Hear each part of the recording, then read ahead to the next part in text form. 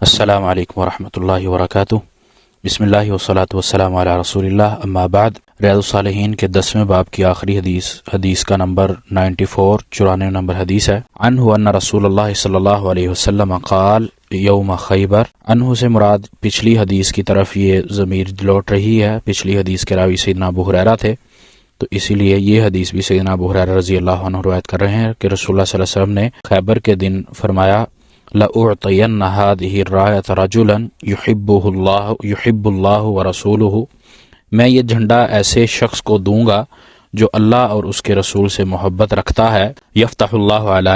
یدیہ، اللہ تعالیٰ اس کے ہاتھ سے فتح دے گا۔ قال عمر رضی اللہ عنہ، سیدنا عمر رضی اللہ تعالیٰ عنہ کہنے لگے ما احببت الامارۃ الا یومئذ، کہ میں نے کبھی امارت یا مرتبہ یا عہدہ لینے کی کبھی تمنا نہیں کی مگر کہ اس دن۔ فتساورت لها رجاء ان ادعا لها، تو میں ذرا بلند ہونے لگا، اونچا ہونے لگا کہ اللہ کے رسول صلی اللہ علیہ وسلم میرا انتخاب کر لیں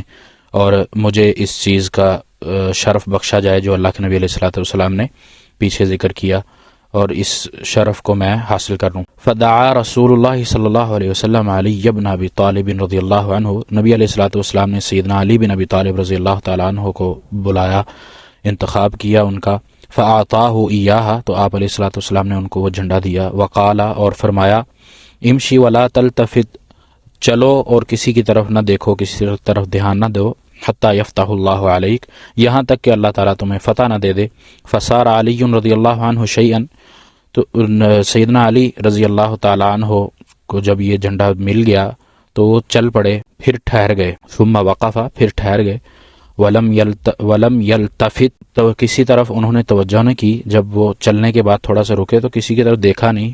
کسی کی طرف توجہ نہیں کی۔ فصارخ، اور بلند آواز سے بولے یا رسول اللہ علی ماذا اقاتل الناس، اے اللہ کے نبی علیہ الصلوۃ والسلام میں کس چیز پر قتال کروں، کس چیز پر جہاد کروں۔ قال، نبی علیہ الصلوۃ والسلام نے فرمایا قاتلہم حتی یشہدوا لا الہ الا اللہ، ان سے لڑو، جہاد کرو یہاں تک کہ وہ اللہ اس بات کی گواہی دے دیں کہ اللہ ایک ہے، وَأَنَّ مُحَمَّدَ الرَّسُولُ اللَّهُ، اور محمد اللہ کے رسول صلی اللہ علیہ وسلم ہیں۔ فَإِذَا فَعَلُوا ذَلِكَ، اگر وہ ایسا کر لیں، فَقَدْ مَنَعُوا مِنْكَ، پھر تم پر یہ ان کا منع کر دیا جاتا ہے، دِمَاءَهُمْ، ان کا خون، وَأَمْوَالَهُمْ، اور ان کا اموال، ان کا مال، إِلَّا بِحَقِّهَا، مگر کہ وہ حق، اور وہ حق اس میں یہ ہے اگر کوئی گناہ کر لیتا ہے یا کوئی مسلمان ہونے کے باوجود قتل کر لیتا ہے تو اس کا قصاص موجود ہے، کوئی چوری کر لیتا ہے، یعنی وہ سزائیں جو نبی علیہ الصلوۃ والسلام کو پر اللہ تعالیٰ نے لاگو کی تھی،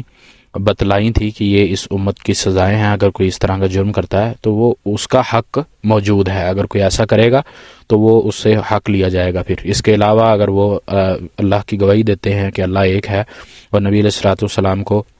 اللہ کا آخری نبی مانتے ہیں اور اس پر عمل بھی کرتے ہیں، تو پھر ان پر ان کا خون اور ان کا مال یہ حرام ہو جاتا ہے مسلمانوں کے لیے۔ وَحِسَابُهُمْ عَلَى اللَّهِ، اور حساب اللہ تعالیٰ لینے والا ہے، یعنی قیامت کے دن اللہ تعالیٰ حساب کرنے والا ہے۔ اگر کوئی گناہ کرتا ہے یا کوئی منافقت کرتا ہے، اس طرح کے عمل کرتا ہے اگر کوئی، یہ روایت صحیح مسلم کی ہے، رواہ مسلم۔ اور آج اس حدیث سے ہمارا 10 باب مکمل ہو گیا الحمدللہ۔ اس حدیث میں ہمیں سب سے پہلی چیز جو ملتی ہے، سیدنا علی رضی اللہ تعالیٰ عنہ کو شرف، ان کا فضل، یہ ہمیں پتہ چلتا ہے اس سے۔ اسی طرح سیدنا عمر رضی اللہ تعالیٰ عنہ کا نیکی میں ہی بڑھ چڑھ کر حصہ لینے کا یا نیکی میں آگے بڑھنے کا بھی ہمیں اس سے حدیث سے پتہ چلتا ہے کہ اللہ کے نبی علیہ الصلوۃ والسلام نے جب دعوت دی تو ان کا جذبہ اتنا تھا کہ وہ سامنے آتے تھے اللہ کے نبی کے، جبکہ وہ امارت کے طلبگار نہ تھے، اور وہ جان کے سامنے آتے تھے کہ یہ شرف مجھے بخش دیا جائے جو اللہ کے نبی علیہ الصلوۃ والسلام نے دیا۔ اسی طرح اس حدیث میں ہمیں نبی صلی اللہ علیہ وسلم کے معجزات جو اللہ کے نبی علیہ الصلوۃ والسلام سے اللہ تعالیٰ کی وحی کے ذریعے بتلاتے تھے لوگوں کو، اور معجزات ہوتے تھے، آگے کی خبر جو اللہ تعالیٰ نبی علیہ الصلوۃ والسلام دیتے تھے اور اللہ کے نبی علیہ الصلوۃ والسلام لوگوں تک پہنچاتے تھے۔ تو فتح خیبر کی اس میں خبر ہے کہ جنگ ہونے سے پہلے ہی، جو غزوہ ہونے سے پہلے ہی اللہ تعالیٰ کے نبی علیہ الصلوۃ والسلام نے یہ خبر دے دی کہ یہ قلعہ ہمارا ہے، یہ جنگ ہماری ہے، اور اللہ کے نبی نے سیدنا علی کا انتخاب کیا، اللہ تعالیٰ نے ان کے ذریعے اس جنگ میں مسلمانوں کو فتح دی۔ اسی طرح اس حدیث میں جو ہمیں دعوت دی گئی ہے اللہ کی طرف، اللہ کی توحید کی طرف اور نبی علیہ الصلوۃ والسلام کی رسالت کی طرف، اس کا صرف معنی یہی نہیں ہے کہ زبان سے انسان اللہ ایک ہے اور میں محمد صلی اللہ علیہ وسلم کو اللہ کا نبی مانتا ہوں، آخری نبی مانتا ہوں، یہی کافی نہیں ہے، بلکہ اس پر عمل بھی ضروری ہے،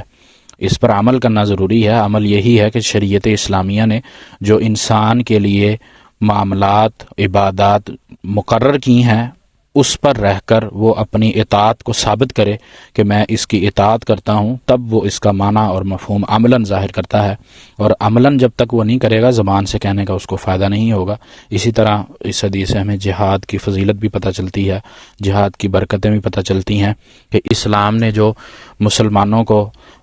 بڑائی دی وہ جہاد کی برکت تھی، اور اسی طرح کسی پر ظلم کرنے کا بھی اس حدیث میں پتہ چلتا ہے، کسی پر ظلم نہیں کیا جائے گا اگر وہ اسلام کو اپنا اوڑھنا بچھونا بنا لیتا ہے۔ اور اسی طرح اس حدیث میں ہمیں اس چیز کا بھی بتلایا جا رہا ہے کہ اگر گناہ کوئی کرتا ہے، کسی کو ناحق قتل کرتا ہے، کسی کے ساتھ زیادتی کرتا ہے، تو اس کا بھی جزا سزا ہوگی، اور اگر وہ دل میں منافقت رکھتا ہے، ظاہراً وہ اسلام کا لبادہ اوڑھتا ہے لیکن وہ اندر منافقت کرتا ہے، تو اس کا حساب بھی پھر اللہ کے ہاں، کیونکہ ہم نے جو اس کا ظاہراً ہمیں پتہ چل رہا ہے ہم اس تک رہیں گے، ہم کسی کے بارے میں شک نہیں کریں گے، بہتان نہیں کریں گے، غیبت نہیں کریں گے۔ جو اس کا ظاہراً عمل ہمارے سامنے ظاہر ہو رہا ہے، یعنی وہ اسلام کو اپنا اوڑھنا بچھونا بتا رہا ہے، اسلامی معاملات کرنے کی کوشش کرتا ہے، تو ہم اس کو شک نہیں کریں گے۔ یہ اس کا اور اس کے رب کا معاملہ ہے، اس کے دل کا حال اللہ تعالیٰ جانتا ہے۔ اگر اس کے دل میں کوئی کھوٹ ہے، کوئی چیز ہے اسلام کے لیے، تو وہ اللہ تعالیٰ بہتر جانتا ہے، تو اس کا حساب کتاب اللہ کے پاس ہوگا۔ وَحِسَابُهُمْ عَلَى اللَّهِ، جو اس حدیث کے آخری الفاظ ہیں،